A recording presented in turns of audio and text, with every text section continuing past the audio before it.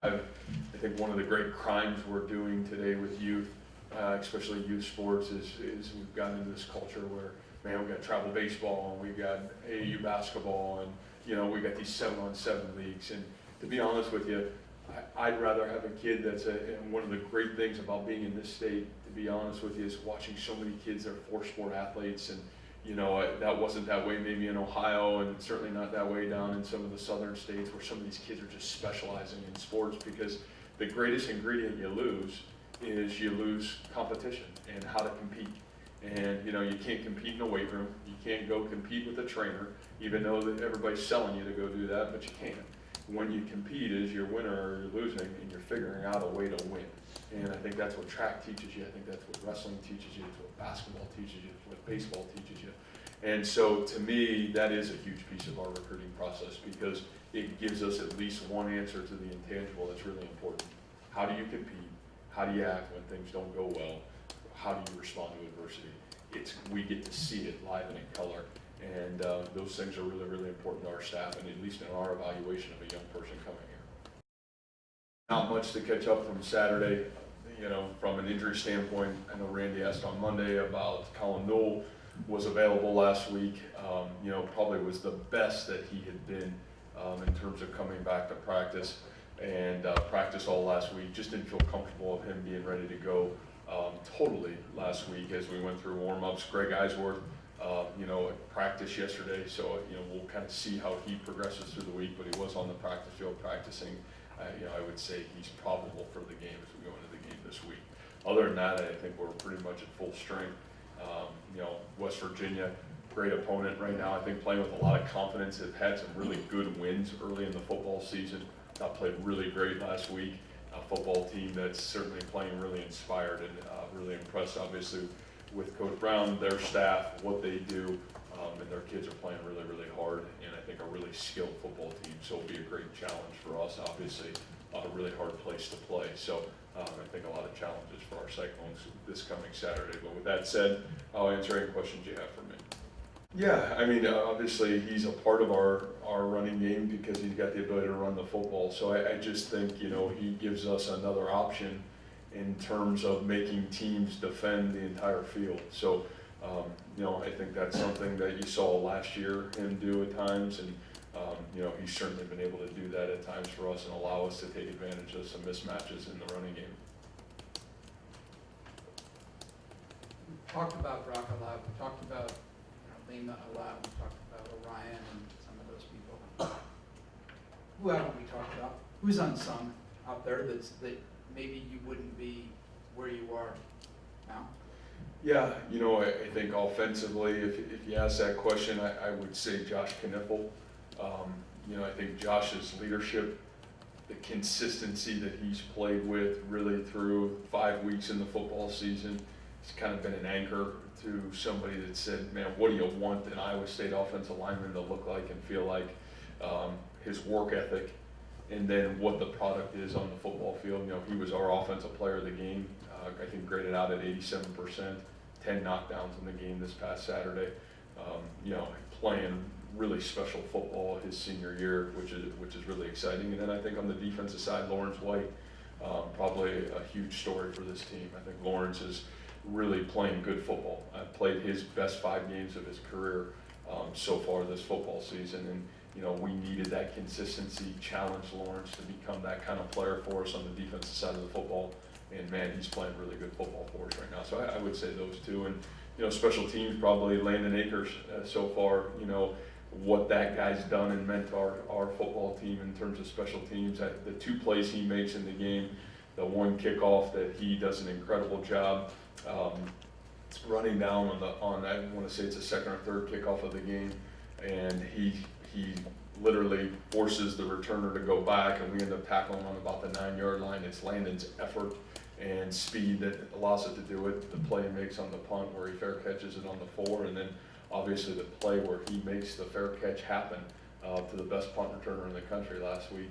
I thought was a huge play. Joe punts it 59 yards, and Landon's got the ability to force that fair catch. But I think those 3 kind of are guys that are playing at a really high level and probably not getting talked about enough.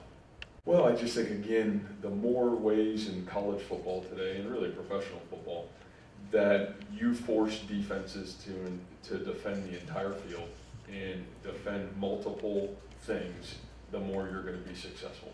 And being able to do that still with a base foundation of what you do well is the key to success. And, I think having the ability to have some mobility at quarterback allows you to force defenses to, number one, be sound, number two, be disciplined, and number three, have gap integrity.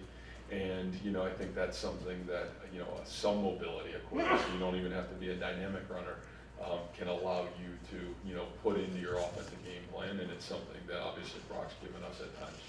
Saturday, the guys talked about having fun again playing football. Do you feel like your locker room was maybe pressing or felt a little bit of pressure to achieve some of those expectations that were put on them preseason?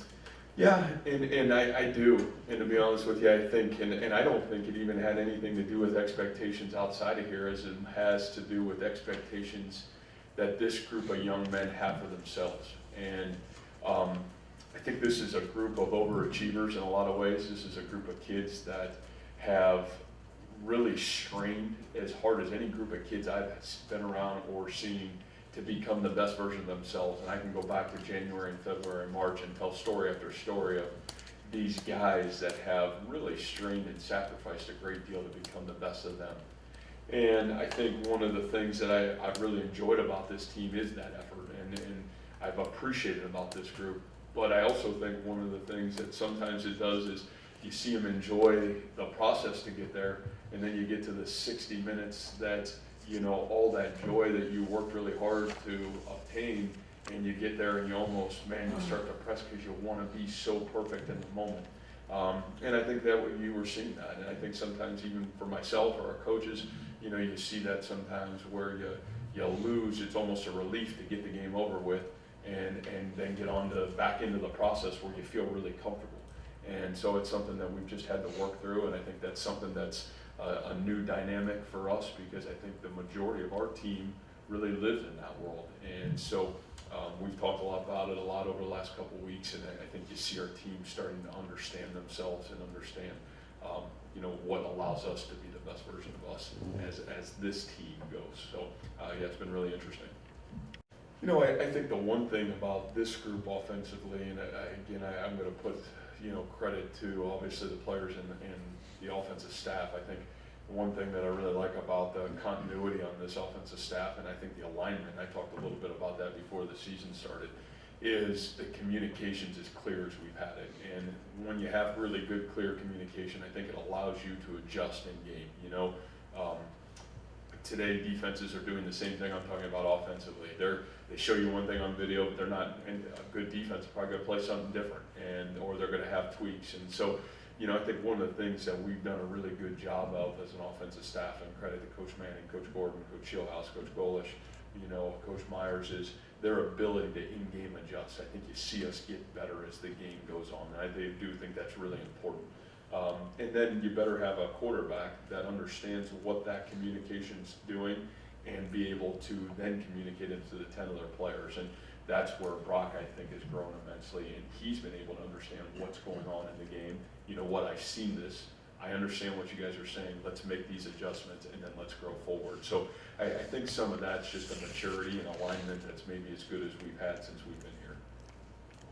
Matt, you've been pretty good on the road in league play, 5-4, I think, the last 2 seasons.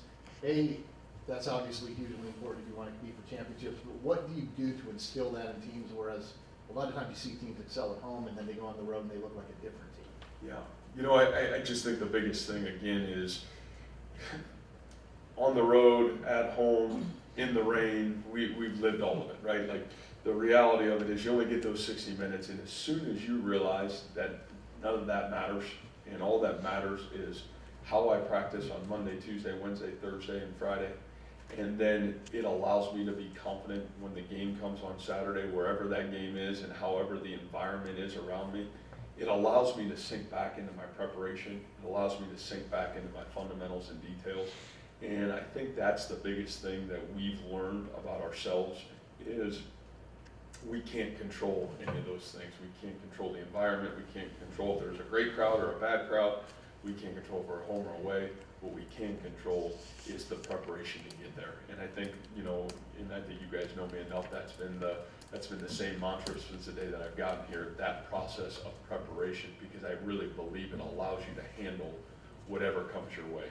Positive, negative, whatever environment you get into, it allows you to be the best version of you when you need to be the best version of you. And I think the more we've matured as a team, you've seen us be able to get better and handle all different kind of situations that can occur in that 60 minutes of a college football game. Because to be honest with you, when I watch him, Randy, I watch kind of like Pet. You see a guy that didn't get there, didn't have all those reps that you would have had you been in the system for the last 2 or 3 years. You see a guy that is really performing at a really high level for the amount of time and repetition that he's gotten in this offense. And I think the thing that's really impressive is, yeah, sometimes you're going to have some mistakes early in the season. It's the big throws he's making. It's the ability to make plays with his feet. He's certainly got some really talented guys that he can spread the football to.